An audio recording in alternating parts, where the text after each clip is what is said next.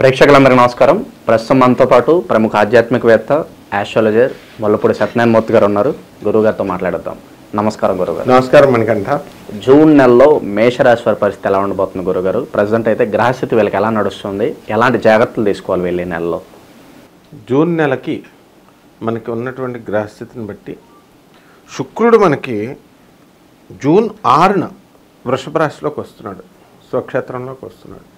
ధనాదాయం బాగా పెరుగుద్ది వీళ్ళకి. తర్వాత ఇన్కమ్స్, ఖర్చులు, ఈ వ్యాపారాలు చేసేటటువంటి వాళ్ళు అన్ని వృత్తి, ఉద్యోగము, వ్యాపారము బాగా పుష్కలంగా వస్తాయి. ఖర్చులు దానికి ప్రపోర్షనేట్గా వాళ్ళు ఖర్చు పెట్టుకుంటారు. ఆ విషయంలో ఏమీ భయపడాల్సిన పని లేదు. నెక్స్ట్ మనకి శని మీనరాశిలో ఉన్నాడు.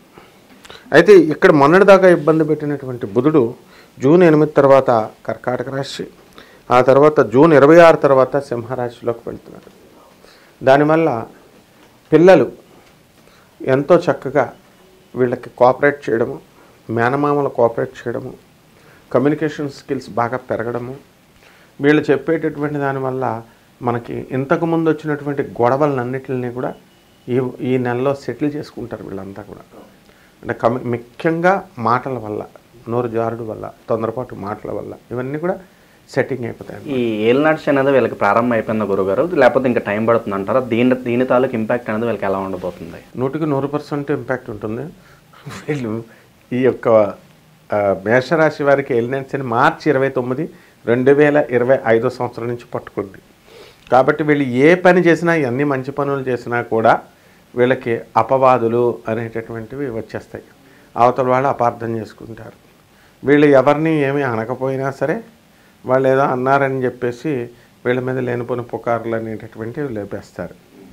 అయితే ఈ యొక్క రాహువు మరి మే 29వ తేదీ దాటిన తర్వాత కుంభరాశిలోకి రావడము, అలాగే ఈ యొక్క కేతువు నుంచి ఈ రాహువు సింహరాశిలోకి వెళ్ళడం, ఈ కన్యరాశి నుంచి వీటిలన్నిటినీ కనుక మనం పరిశీలించినట్లయితే మనకి సాఫ్ట్వేర్ ఉద్యోగాలు చేస్తున్నటువంటి వాళ్ళు, తర్వాత సాఫ్ట్వేర్ కొత్త ప్రాజెక్ట్స్ వీళ్ళకి రావడం అనేటటువంటివి జరుగుతాయి.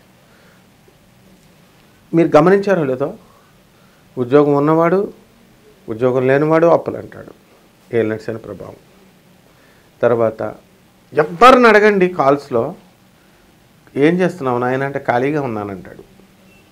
అంటే ఇదంతా ఏలినాటి శని ప్రభావం. అంటే ఎందువలన అంటే ఖాళీగా ఉండాల్సినటువంటి అవసరం ఎక్కడా లేదు. ఏదో ఒక పని ఏదో ఒకటి చేసుకోవచ్చు. కానీ విచిత్రం ఏమిటంటే ఏలినాటి శని నడుస్తున్నటువంటి వాళ్ళని ఎవ్వరినన్ను అడగండి, మీరు ఖాళీగా ఉన్నానంటారు. మరి ఈ విధమైనటువంటి ఈ యొక్క మానసికంగా వాళ్ళు అలాగా సెట్ అయిపోతారు. ఇక సింహరాశిలోకి కేతువు, ఆ తర్వాత శుక్రుడు, మనకి ఈ బుధుడు, కేతువు బుధుడు ఇద్దరు కలవడం వల్ల వీళ్ళకి ఏమవుతుందంటే పిల్లలు మందమతులైపోతారు. సరిగ్గా పుస్తకాలు తీసి చదవరు.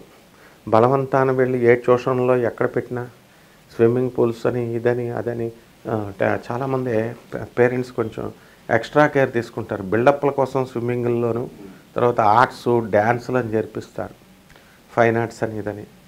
సో కేవలము ఆ సొసైటీలో ఉంటున్నారు కాబట్టి పక్కన పిల్లోడు చేర్చాడు కాబట్టి మనం కూడా చేర్పించాలనేటటువంటి ఉద్దేశంతో జరిపిస్తారు.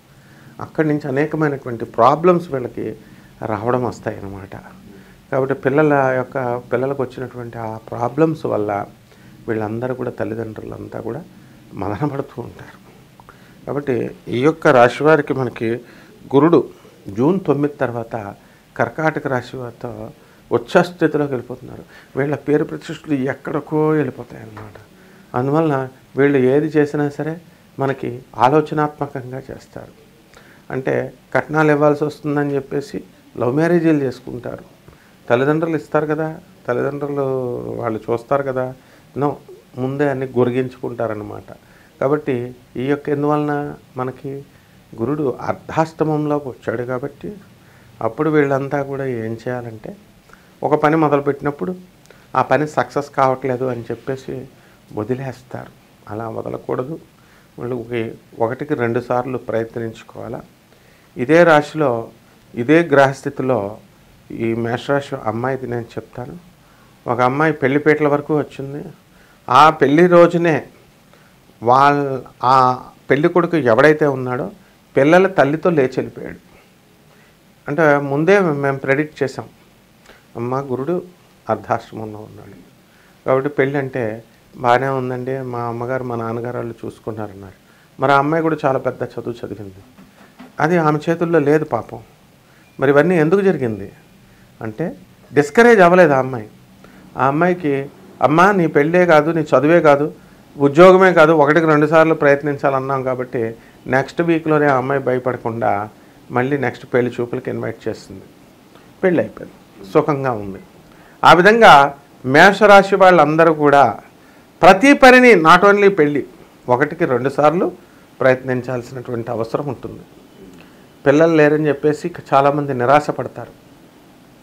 వాళ్ళు ఫెర్టిలిటీ సెంటర్స్కి అలాగా 1-2 సార్లు వెళ్తూ ఉంటారు. ఆయుర్వేదం వాళ్ళు ఏం మందులు ఇస్తున్నారో కూడా వీళ్ళ చదివింది ఎంటెక్లు, వాడు ఇచ్చే పసరలు ఇస్తాడు, వాడు ఏం పసరలు కలుపుతున్నాడు అందులో ఏమి చేస్తున్నాడో కూడా చూసుకోకుండా ఆయుష్ అనేటటువంటి ఒక డిపార్ట్మెంట్ ఉంది గవర్నమెంట్ ఆఫ్ ఇండియాది, అది సర్టిఫై చేస్తేనే తప్ప రామ్దేవ్ బాబా కాదు ఎవ్వడైనా సరే అప్పుడు వాళ్ళకి సర్టిఫికేషన్ రాదు అనే జ్ఞానం లేకుండా ఎవడిచ్చిన పసరలు వాళ్ళు మింగేసి కరోనా టైంలో పొలోమని ఇమ్యూనిటీని దెబ్బ కొట్టుకొని లంగ్స్కి ఇన్ఫెక్షన్ అయిపోయి పైకి వెళ్ళిపోయిన వాళ్ళు ఉన్నారు. కాబట్టి వీళ్ళు ఇలాంటి ప్రయత్నాలు చేస్తారనమాట. 1-2 సార్లు ప్రయత్నాలు చేస్తారు సంతానం కలగడానికి కూడా. మేషరాశి వారు అస్సలు పట్టుదల వదలరు కాబట్టి సంతానం కూడా కలగడానికి అవకాశాలు లేవు, తక్కువగా ఉన్నాయి ఈ సంవత్సరం. శుభకార్యాలు పర్సెంట్ గురుగారు టైం పడుతుందంటారా? ఇంకేం శుభకార్యాలు ఇక్కడ శుభకార్యాలు గురుడు ఎప్పుడైతే బాగుండలేదో పరిస్థితిలో ఏలినట్స్ అని జరుగుతుందో వీళ్ళకి శుభకార్యాలు ఉండవు. శుభకార్యాలు అంటే ఏంటంటే వేరే ఈ దేశాలకు వెళ్ళడానికి బాగా ఉపయోగపడుతుంది, ఫారిన్ కంట్రీస్కి వెళ్ళడానికి. అలాగే ఈ యొక్క ఇబ్బందులు అనేటటువంటివి గ్యారంటీగా ఉంటాయి. బట్టల వ్యాపారం, హోటల్ వ్యాపారం, తర్వాత హాస్టల్స్ వ్యాపారం, ఇలాంటివన్నీ కూడా బ్రహ్మాండమైనటువంటి లాభాలను తీసుకొస్తాయి. ఇనప వ్యాపారం చేస్తే గుండు గీయించుకోవాలి, కాబట్టి ఆయిల్ వ్యాపారం చేస్తే మళ్ళీ బ్లేడ్ కూడా అక్కర్లేకుండా గుండు గీయించుకోవాలి. ఆ విధంగా వీళ్ళకి ప్రాజెక్ట్స్ అనేటటువంటివి ఉంటాయి. అయితే ఇతర దేశాల్లో చదవాలనుకునేటటువంటి విద్యార్థులకి కాస్త అనుకూలమైనటువంటి సమయంగా మనం చెప్పొచ్చు. ప్రతి ఒక్కళ్ళు కూడా బిల్డప్ల కోసం పక్కింటోళ్ళు పంపుతున్నారు, ఎదురింటోళ్ళు పంపుతున్నారని మాస్టర్స్ డిగ్రీ అని పంపించారు. వీళ్ళకి ఉద్యోగాలు రావు, సద్యోగాలు రావు ఈ నెలలో. కాబట్టి ఏమంటే మా పిల్లలకు ఉద్యోగం రావట్లేదని అంటే నువ్వు కాంపిటీషన్ నేర్పితే కదా ఇండియాలో ఉండి కంపీట్ చేయవా అని చెప్పాలా. ఐఐటీస్ ఉన్నాయి, ఐఐఎమ్స్ ఉన్నాయి, వాటికంటే టాప్ మాస్టర్స్ అంటే అక్కడ డబ్బులు కట్టేస్తే వచ్చేస్తుంది సీటు. నువ్వే నీ పిల్లల్ని పాడు చేసి అలాంటి అలవాట్లు చేసినప్పుడు ఇంకా వాడికి ఉద్యోగం ఎందుకు వస్తుంది?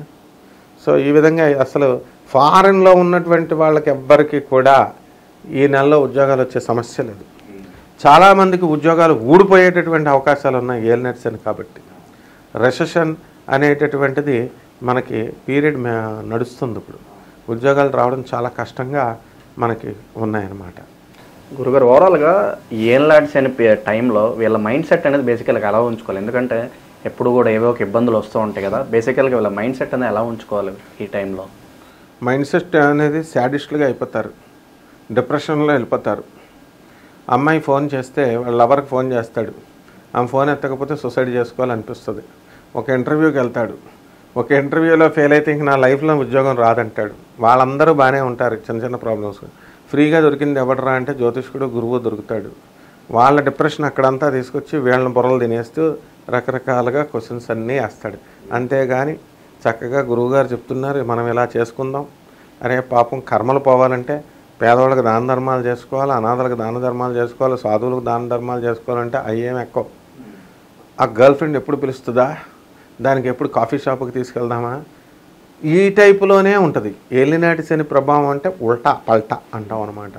కాబట్టి వాళ్ళంతా కూడా ఈ యొక్క చిత్రాతి విచిత్రంగా వీళ్ళ యొక్క ప్రవర్తన అనేటటువంటిది ఉంటుంది. బద్ధకం ఉంటుంది. బద్ధకం దాటుకొని మనం కృషి చేద్దాము అని అనుకున్నప్పటికీ కూడా మనకి పనులు ఏమవుతాయంటే అవ్వకపోవడంతో నిరాశ నిస్పృహతో ఉంటారు. వీటిని అధిగమించాలి. ప్రేమ కూడా వీళ్ళకి ఎలా ఉంటుందంటే ఒకసారి వెళ్ళేసి వీడు ఐ లవ్ యూ చెప్పేగానే ఆ అమ్మాయి ఒప్పేసుకోవాలా, ఆ రకమైన మెంటాలిటీ ఉంటుందన్నమాట ఏల్ నడిచిన సమయంలో.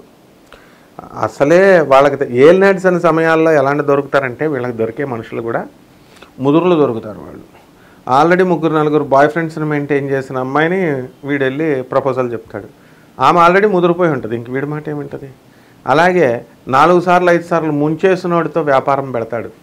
ముఖ్యంగా రాజస్థాన్లో అక్కడ ఎత్తేసి దుకాణాలు సర్దేసి మంచి ఐపీఎల్ పెట్టేసి ఇక్కడికి వచ్చి అమాయకుల్లాగా బిజినెస్లు పెట్టి మంచి నీట్గా పెడుతున్న కొంతమంది ఉంటారు మార్వాడీలు. వాళ్ళంతా అక్కడ ఆల్రెడీ ఐపీ పెట్టబట్టే ఇక్కడ కొత్తగా షాప్ పెడుతున్నారు. మామూలుగా క్లీన్గా రోజు పూజ రోజు ఇచ్చేస్తారు. అలాంటి వాళ్ళు వీళ్ళకి దొరుకుతారనమాట. కాబట్టి మరి మార్వాడీలు అంటే అందరూ అలా ఉండరు. కొంతమంది ఐపీ పెట్టేసిన వాళ్ళు గ్యారంటీగా మోస్ట్ ఆఫ్ ద టైం మాకు థార్ డెజర్ట్ అని చెప్పేసి జైసల్మార్లో ఉన్న థార్ డెజర్ట్ అని చెప్పి అజ్మీర్లో థార్ డెజర్ట్ ఉందని చెప్తే ఒరే ఇక్కడ థార్ డెజర్ట్ ఉండడం ఏమిట్రా నాయన వాడు అబద్ధాలు చెప్తున్నాడంటే మనిషికి 1100 చొప్పున మొత్తం ఎంతమంది వస్తే అంతమంది 11 మంది గుండె గీకేశాడు అంటే అంత నమ్మించేస్తారనమాట వాళ్ళు. కాబట్టి అలాంటి వాళ్ళు వీళ్ళకి దొరుకుతారనమాట నాయన. గురుగారు మరి పరిస్థితి అలా ఉంది కాబట్టి వీళ్ళు ఎలాంటి రెమెడీస్ చేసుకుంటే బాగుంటుందంటారు? మరి రెమెడీస్ వీళ్ళకి ఏం చేయాలా, పసుపు కుంకాలు వేసేసి పూజలు చేసేస్తే అయిపోద్ది అనుకుంటారు. నాయన అలా అవ్వదు నాయన, జేబులో డబ్బులు తీయాలి. మనుధర్మశాస్త్రం ఉంటుంది, దాని ప్రకారం 10% మనకి ఆ పేదలకి సాధువులకి సన్యాసులకి అందరికీ కూడా దాన ధర్మాలు చేయాలి. మరి పూజలు పునస్కారాలు అంటే గురుగారు ఏ రెమెడీస్ చేసుకో, నువ్వు ఇలాంటి ప్రశ్నలు వేస్తున్నావు కాబట్టి నాయన వాళ్ళు ఫస్ట్ ఎవరైనా డౌట్ అడిగితే ఏమడుగుతారంటే గురుగారు ఏం రెమెడీస్ చేసుకోవాలండి అంటారు. రెమెడీస్ అంటే వీళ్ళు చెట్టు పుట్టల గమ్మట తిరగడం అనుకుంటున్నారు. రెమెడీస్ అంటే మా ఫ్రెండ్స్ జ్యోతిష్కులు మనం తప్ప మొత్తం అందరూ కూడా 2 లక్షలు బిల్లు తీస్తేనే రెమెడీస్. అప్పుడు వాళ్ళకి ఖచ్చితంగా ఫలితాలు వస్తాయి. 5 లక్షలు ఖర్చు పెట్టగల 2 లక్షల నుంచి 5 లక్షలు. లేకపోతే ఊరికనే మనం ఫ్రీగా రెమెడీస్ చెప్తున్నాం కాబట్టి వీళ్ళు రెమెడీస్ ఏమున్నాయి గురుగారు అని అడుగుతున్నారు. నాయన నువ్వు అడిగినట్టు అంత సింపుల్ కాదు. అయినా సరే నువ్వు అడిగావు కాబట్టి పేదవాళ్ళకి నిజంగా నమ్మకం ఉన్న వాళ్ళకి, దైవం మీద నమ్మకం ఉన్న వాళ్ళకి చెబుదాం. ఈ యొక్క కేతు బాగుండలేదు, కేతు జపం చేసుకోవాలా, కేతు స్తోత్రాలు చదువుకోవాలా, కేతు కిలోంపావు ఉలవల్ని ఆ చిత్రవర్ణం కలిగినటువంటి బట్టల్ని వస్త్రాలని ఇచ్చి పేద బ్రాహ్మణులకి మనము సోమవారం నాడు ఉదయం 7 గంటలకి దానం చేసుకోవాలా. దశ మహావిద్యల్లో ఒకటైనటువంటి ఈ యొక్క ధూమావతి అమ్మవారి యొక్క హోమాన్ని జరిపించుకోవాలా, వాళ్ళ ఇళ్లల్లో జరిపించుకోవాలా. గుళ్ళకెళ్తే దరిద్రం పట్టుకుంటుంది నాయన. ఎందుకంటే గుళ్ళు ఒకసారి లాజికల్గా ఆలోచించు, గుళ్ళకెళ్తే ఏమొస్తుందంటే వీళ్ళు ఏడుపులు పెడబబ్బలే, నాకు ఇది ఇవ్వు, నాకు పెళ్ళాన్ని ఇవ్వు, నాకు కష్టాలు వచ్చినాయి, నాకు ఇవ్వచ్చు ఇదే. ఆ గుళ్ళో జరిగే పూజలు తక్కువ, ఏడుపులు ఎక్కువ. కాబట్టి గుళ్ళల్లో ఎలాంటి గుళ్ళల్లో అంటే వాళ్ళు ఈ ఏడుపులకి వాటికంటే కూడా అతీతంగా ఎక్కువ పూజలు చేసుకుని పూజలు జరుగుతున్నటువంటి దేవాలయాల్లో ఈ నెగిటివ్ వైబ్స్ని పాజిటివ్ పూజ చేసినటువంటి పాజిటివ్ వైబ్స్ వచ్చి అణచిస్తాయి, సప్రెస్ చేస్తాయి. అలాంటి దేవాలయాలు సెలెక్ట్ చేసుకొని వెళ్ళాలి. కాబట్టి వీళ్ళు రావి చెట్టు ఒకటి సెలెక్ట్ చేసుకోవాలా. రావి చెట్టు చుట్టూ నీళ్లు పుష్కలంగా పోయాలి దానికి. అలాగే శనివారం నాడు ఏలినట్సం జరుగుతుంది కాబట్టి 108 ప్రదక్షిణాలు చొప్పున 41 రోజులు చేసేయాలి. మేము ఈ నెలంతా చేసేయాలి. ఈ విధంగా 108 ప్రదక్షిణాలు ఎంతసేపు చేస్తారు? చిన్న చెట్టే కదా, గిర్రగిర్రని తిరిగేస్తారు. కాబట్టి అలాగా కనుక చేసుకున్నట్లయితే ఖచ్చితంగా మంచి ఫలితాలు వస్తాయనైనా. ముఖ్యంగా పేదవాళ్ళకి దానం చేయాలనైనా, పేదవాళ్ళకి సాధువులకి అనాథ పిల్లలకి చేయాలి. చాలా బాగా వివరించారు గురుగారు. ధన్యవాదాలు. ధన్యవాదాలు.